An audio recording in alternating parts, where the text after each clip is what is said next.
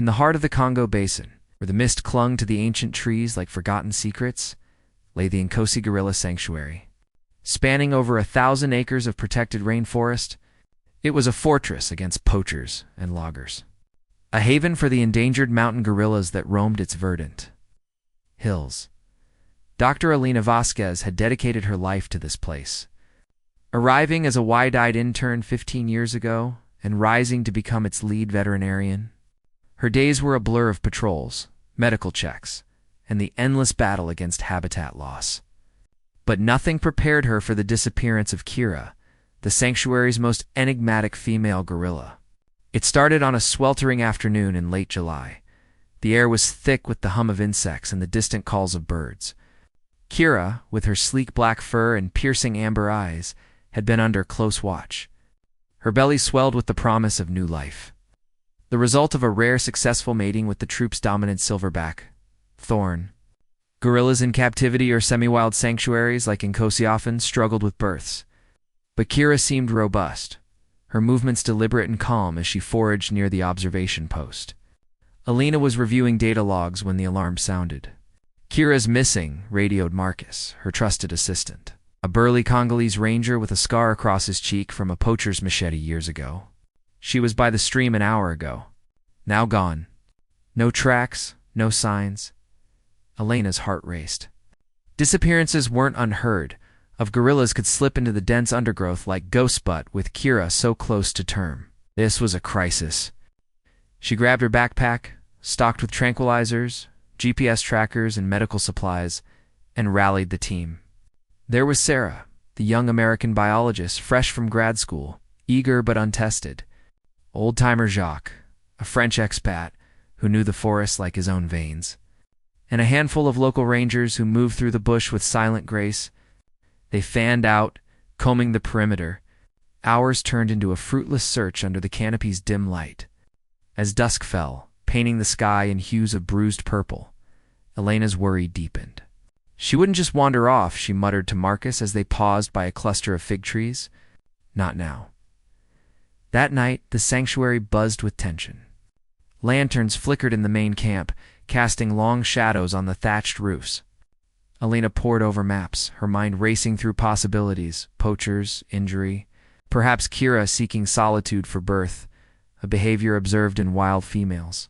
Sleep evaded her, haunted by visions of what could go wrong.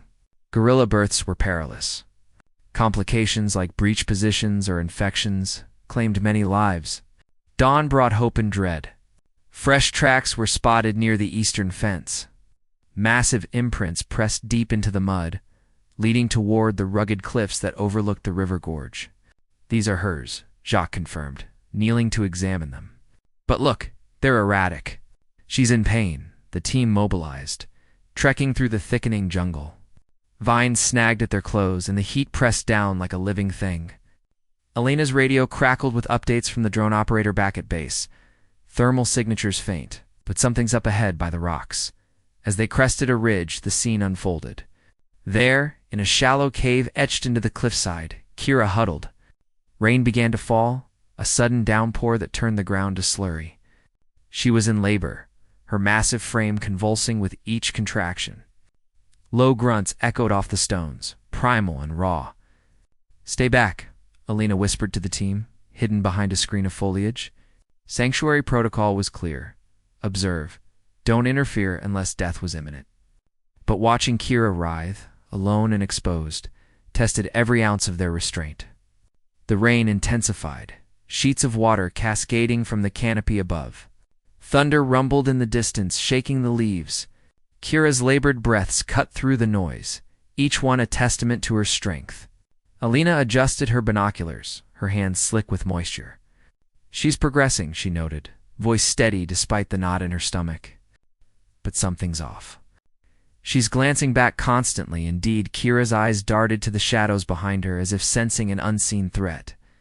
Gorillas were social creatures, but births often occurred in isolation to avoid attracting predators or rival males.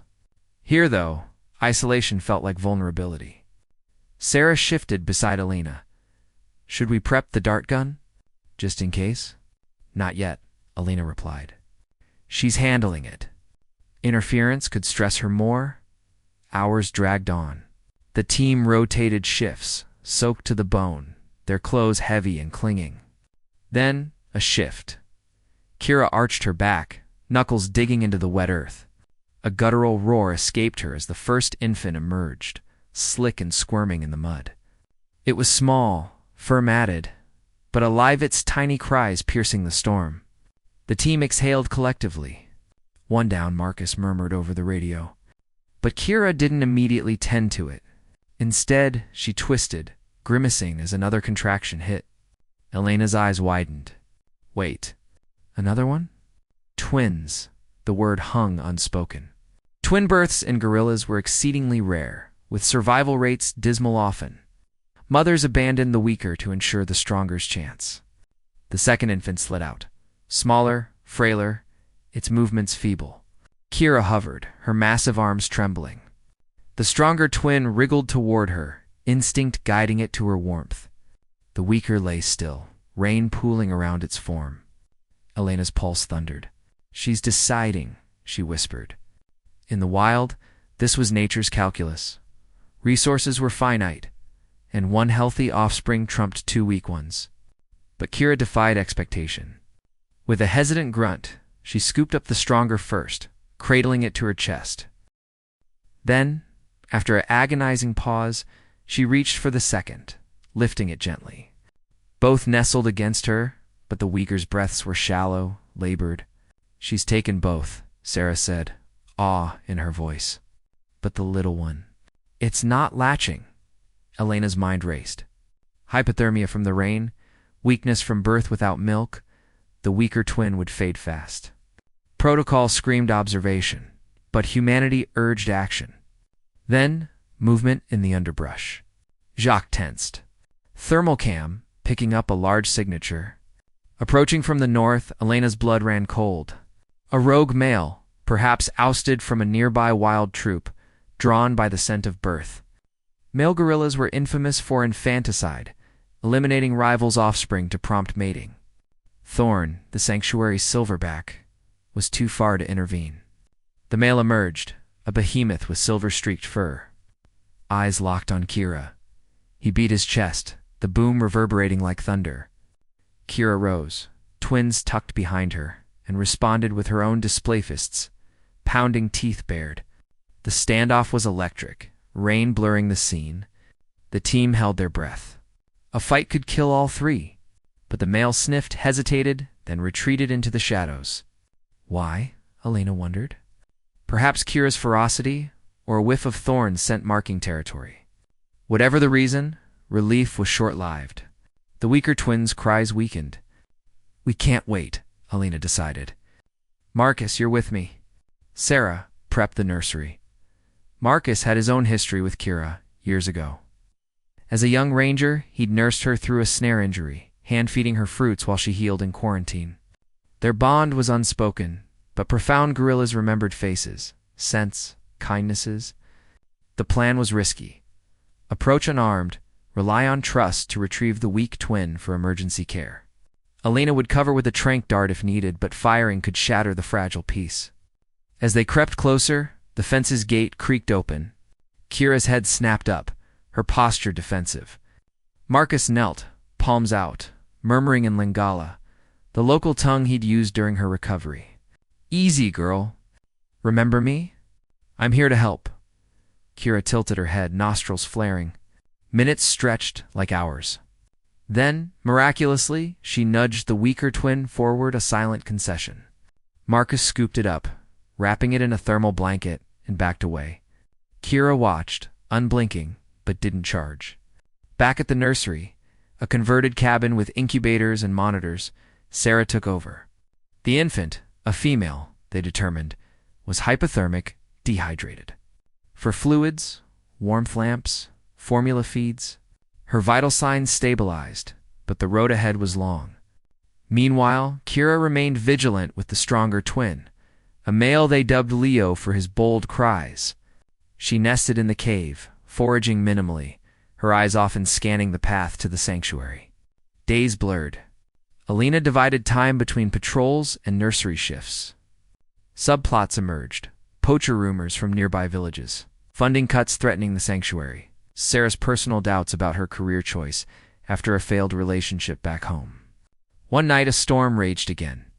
Lightning illuminated the forest as Elena checked on the infant, now named Luna for her delicate, moon-like pallor. Luna stirred, grasping Elena's finger with surprising strength. "You're a fighter," Elena whispered, tears welling.